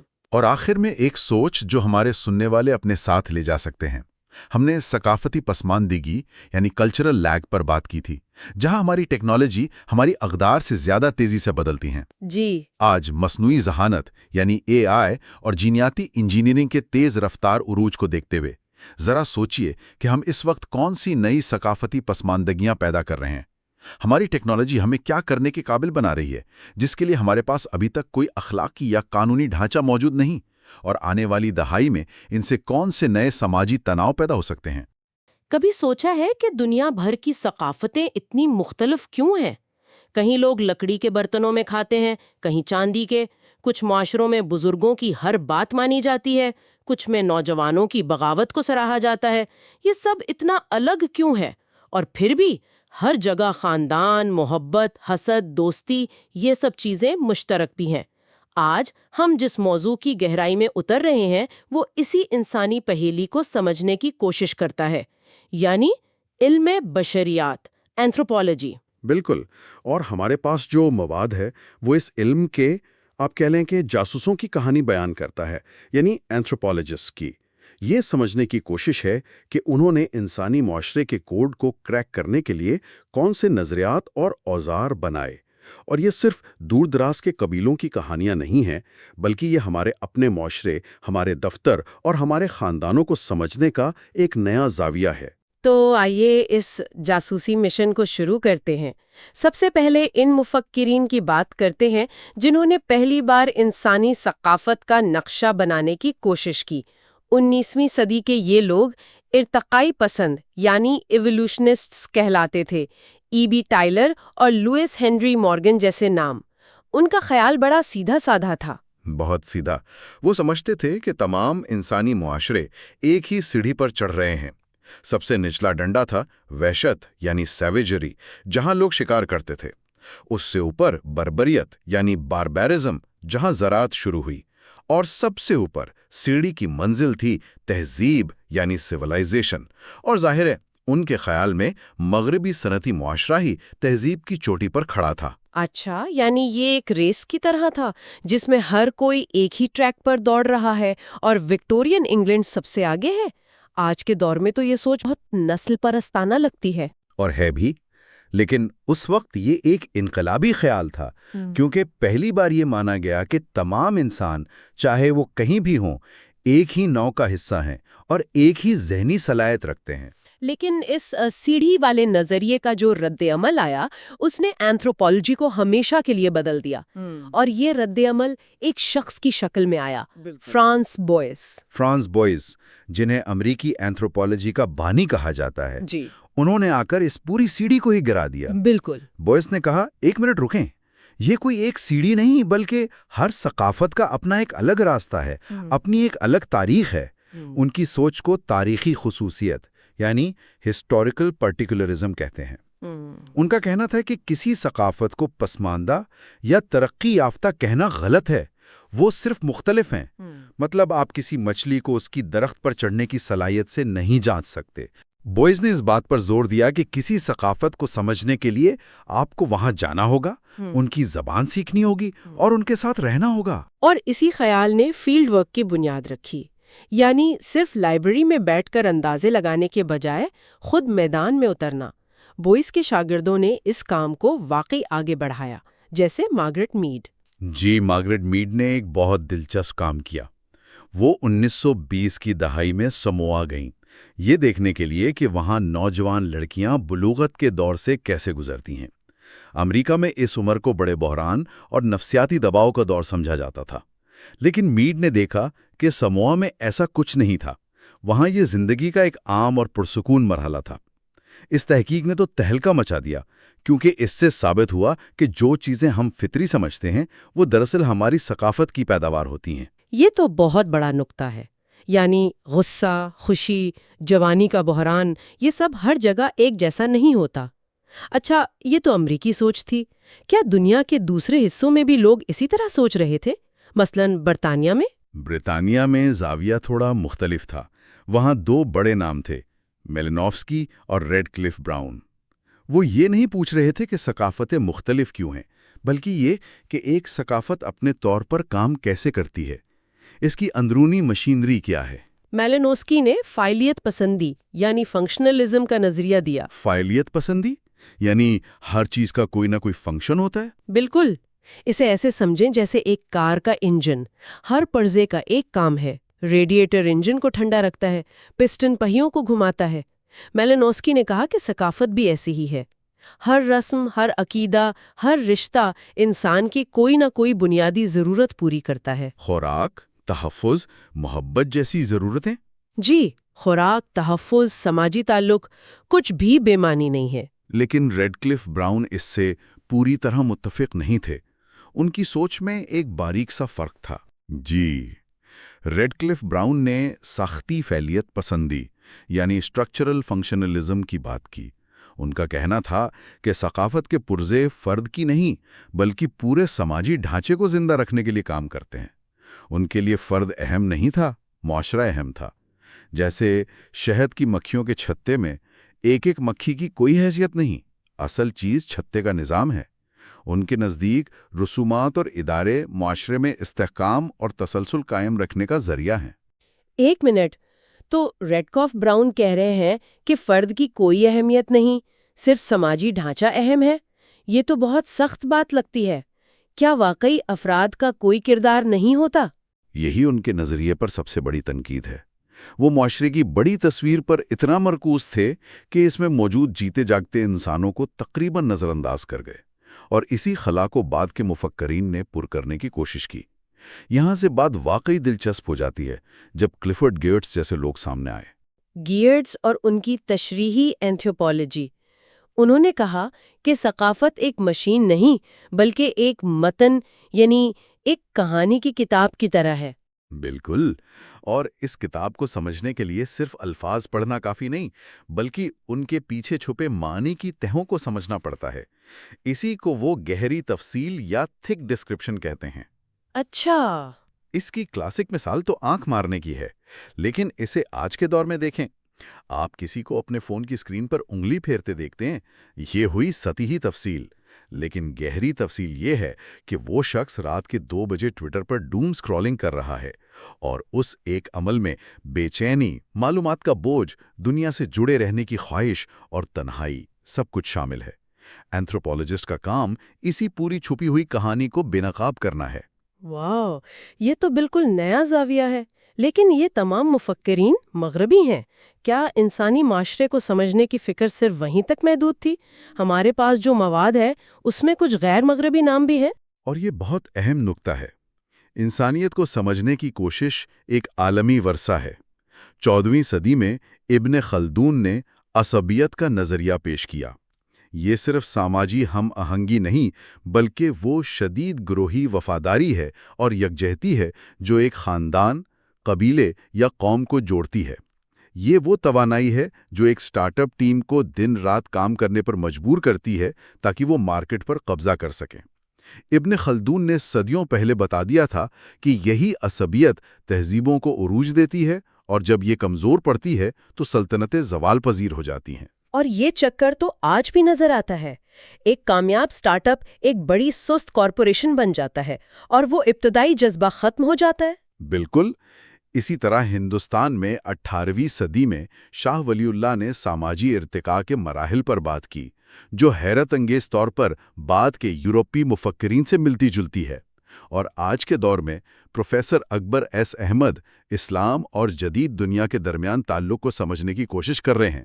تو یہ فکر ہرگز صرف مغرب کی میراث نہیں ہے۔ ٹھیک ہے، تو یہ سب بڑے زبردست خیالات ہیں، فعلیت پسندی، ساختیات، گہری تفصیل، لیکن یہ سب بہت نظریاتی لگتا ہے۔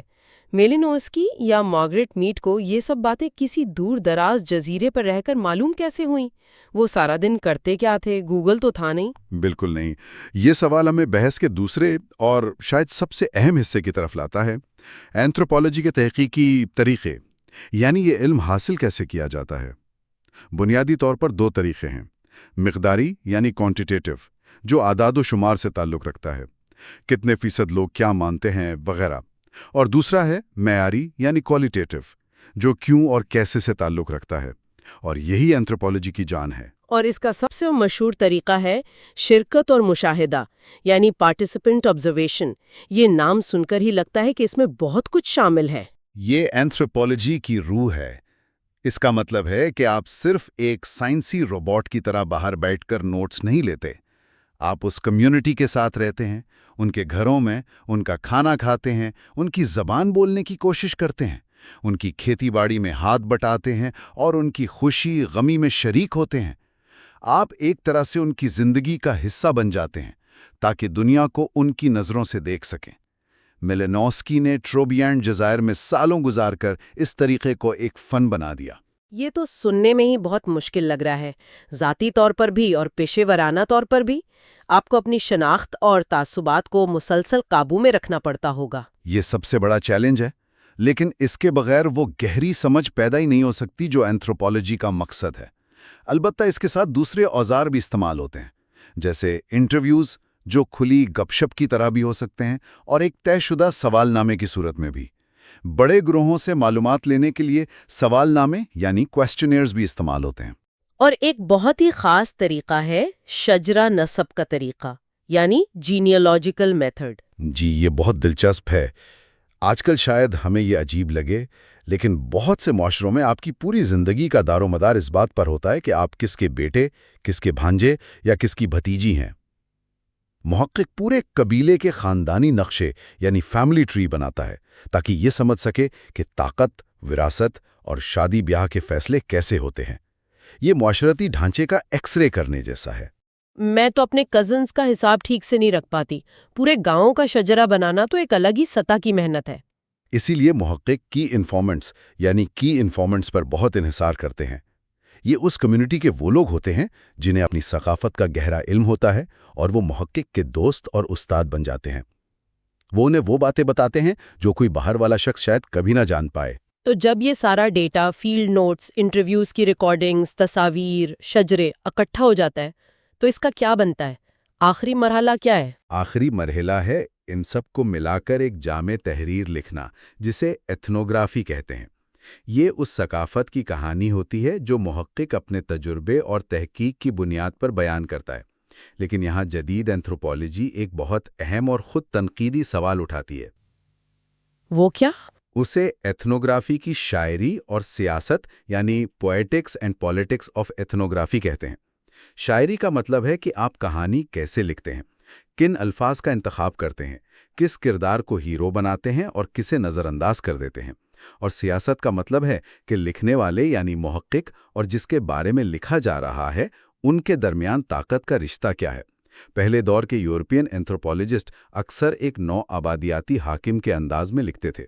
اب یہ مانا جاتا ہے کہ کوئی بھی تحریر غیر جانبدار نہیں ہوتی اور محقق کو اپنی ذات، اپنے تعصبات اور اپنی طاقت کی پوزیشن پر بھی غور کرنا چاہیے۔ یعنی کہانی سنانے والا خود بھی کہانی کا ایک کردار ہے۔